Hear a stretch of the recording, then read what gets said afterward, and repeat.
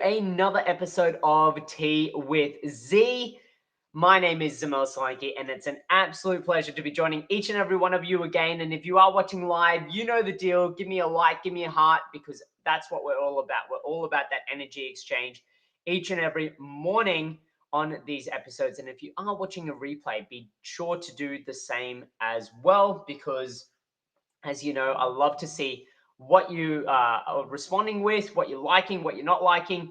But the more interaction that you drive through our discussion, the more I guess I can get some feedback and to obviously implement different things as we go through these episodes. And the best way as well to give some feedback or to even comment is to drop your comments in the comment section below, because at the end of the day, yeah, I want to hear from you. This is a two-way discussion, and the more that you chat in the comment section below, the more that we can actually, yeah, interact. And good morning, Tash. Thanks for jumping on as always as well. My number one fan there. And finally, if you haven't yet joined the Limitless Network, the Limitless Network is a group of like-minded healthpreneurs looking to, I guess, embark on a community or to join a community of value health. So, and the Limitless Network is a group of like-minded people from all walks of life that value health in any way, shape, or form. And you don't have to be a business owner. You don't have to be anybody specific or have a specific trait. The only specific trait, though, that you do need to have is you need to value health. But I believe that each and every one of us value health in our own way. And as a result, are all healthpreneurs in our own right.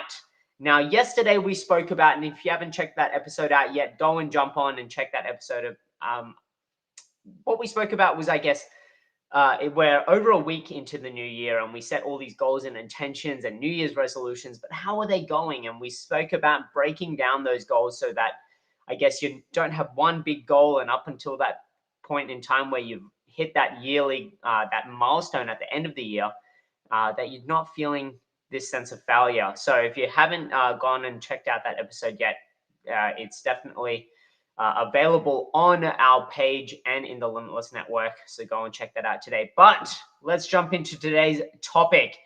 And as you can tell from the title, and if you do have some comments about this already, definitely drop them in the comment section below. But, you know, getting up in this morning and reading the mass media, you know, there's two stories at the moment. There's one about Djokovic and his visa saga, and I'm not going to dive into that. But the second relates to vaccinations as well. And it's about the anxiety that's being driven by parents to get their children, their young children, vaccinated before school starts. And what I'm seeing a lot is a lot of frustration being perpetuated, a lot of anxiety, a lot of fear, a lot of worry by parents, I guess, to get their child vaccinated. And one thing that I really wanted to do today was highlight, well, I guess the messaging around fears and frustrations and the impacts on those around us, and in particularly children. And when you look at it from a healthpreneur sense and even from a business sense, let's look at it this way. If an owner has a business owner is coming to work and they're verbalizing all of these fears, worries, anxieties that they have, imagine your employer, your boss doing that. What impact is that going to have on you? Is that going to increase your level of anxiety and worry? Is that going to increase your level of fear and trepidation? Is that going to increase your levels of absolute uncertainty? And as a result of that, what impacts is that going to have on how you respond to the situation at hand? Because if you're an employee and your employer is, you know, spruiking all of these fears, these frustrations, these worries about something that you might already have some underlying worries about, is it going to then perpetuate it? And as a result of that, how are you going to feel and how are you going to respond to that? And we can then liken this to the same as being a parent and a child. If a parent is spruiking worries, fears, frustrations about a service that they want to then impart on their children, and that child might already have some internal fears, some internal worries, some internal anxieties, how is that going to alleviate or fuel those fears, uncertainties, and worries in that child.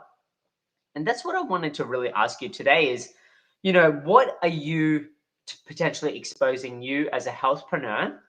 What are you potentially exposing your child, your employees to? Those fears, those frustrations, those worries that you might have in yourself that are then driving increased worries and fears in those around you.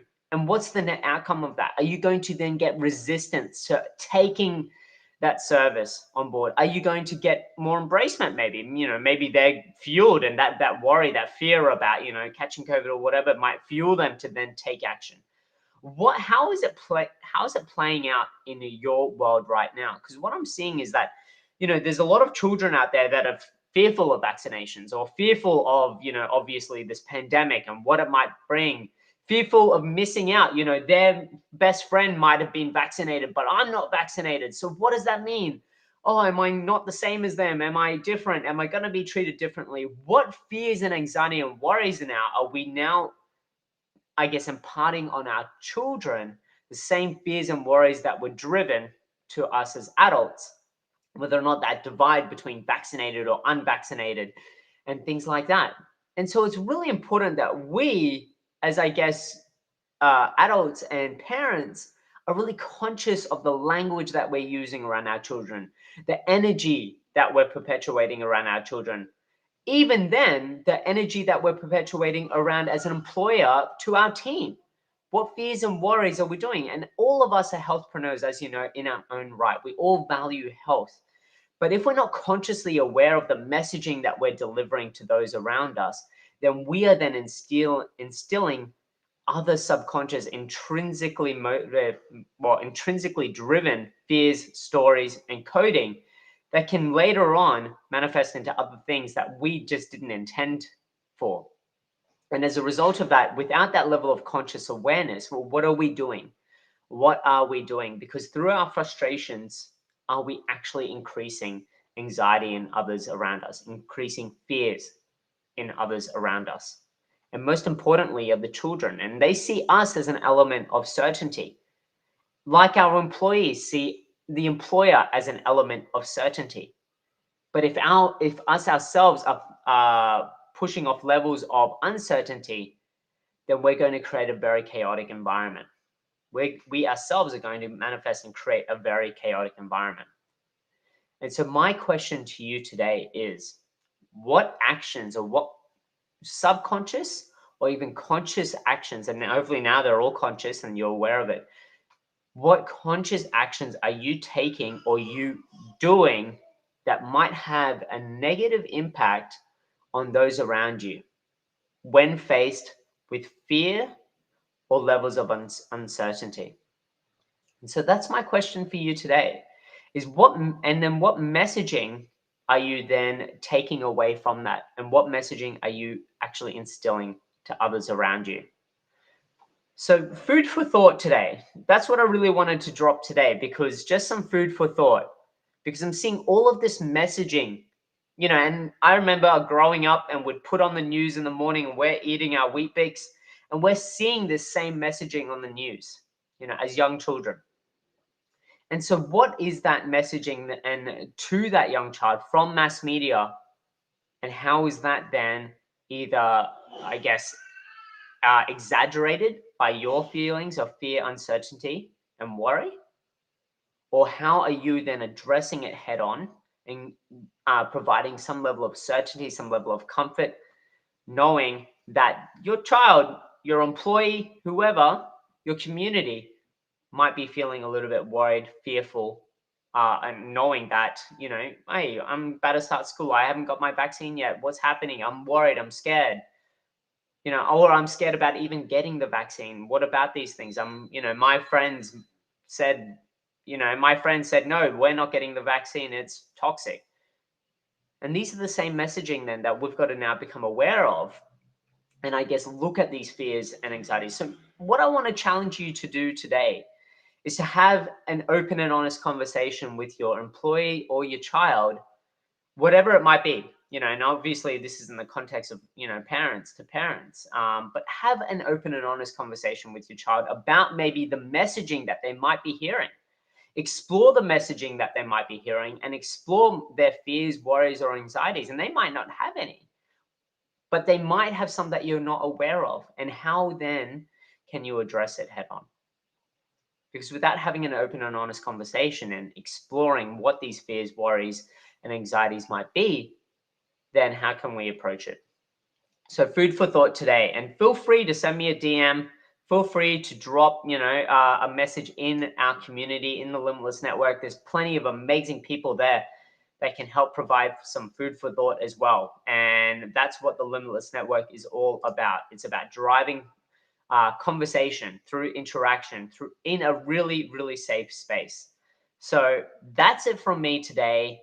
I just wanted to, I guess, give you that food for thought and to really challenge you to have this discussion with, your child about these fears, anxieties, and worries as well. So that's it from me today. Have an absolutely amazing day and stay safe, stay well, and I look forward to catching up with you all again on another episode of Tea with Z tomorrow. Bye for now.